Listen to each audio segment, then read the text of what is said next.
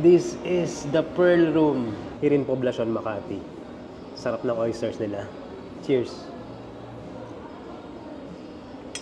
Oh shit, that's so good. Hi. Hello.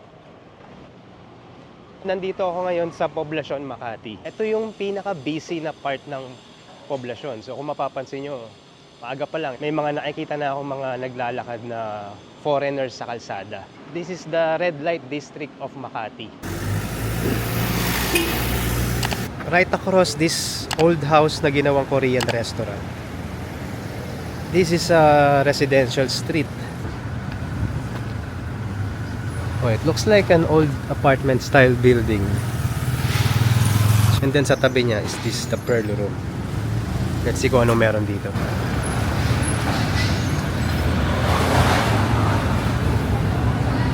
Hi po.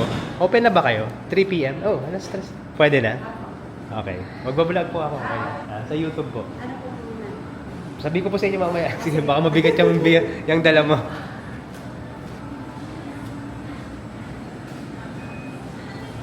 Oh, so it's an oyster bar. Don't eat oyster and drive. Oh, that is so cool.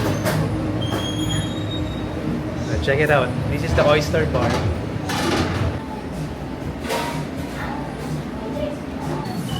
Yan, ang kanilang offer is drink all you can, Mondays to Sundays, 3 p.m. to 6 p.m. Ale Pilsen. Thank you.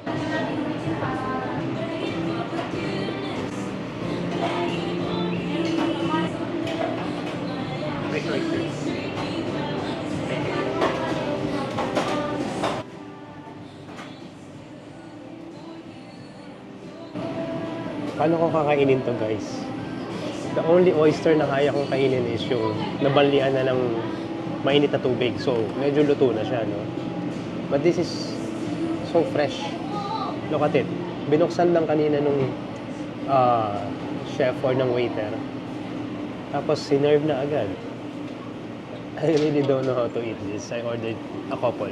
I have here a calamansi. There you go.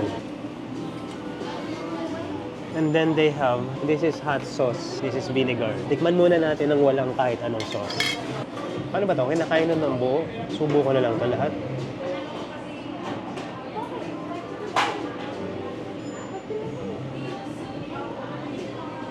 Oh shit, that's so good. It's sweet. Oh, that's so good. Oh, matamis siya. Ang sarap. Manamis-namis. It's not like the normal oysters na nabibili ko sa palengke. Ito ang laki niya, tapos ang meaty niya. And I can really feel the texture nung meat ng oyster kasi ang kapal niya, ang laki niya. And then the other one, let's taste it with vinegar maybe and this hot sauce.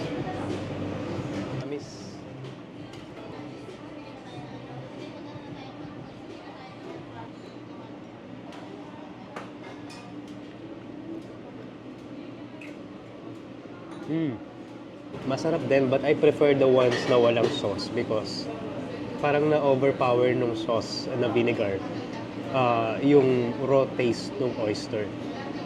I like the one na walang sauce. You can really taste yung natural flavors and the natural juices of the oysters. It's very good.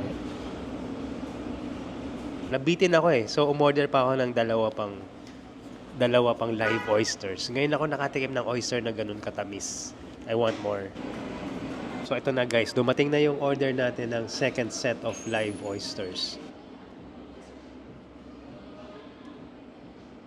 So those 4 pieces of live oysters plus this big ass mug of beer. Magkano naman ang presyo? Nabot ako ng 446 pesos. I don't know if this is really live, kung buhay ba talaga to, or that's just the title. So anyway, cheers guys. See you in the next episode. Bye-bye.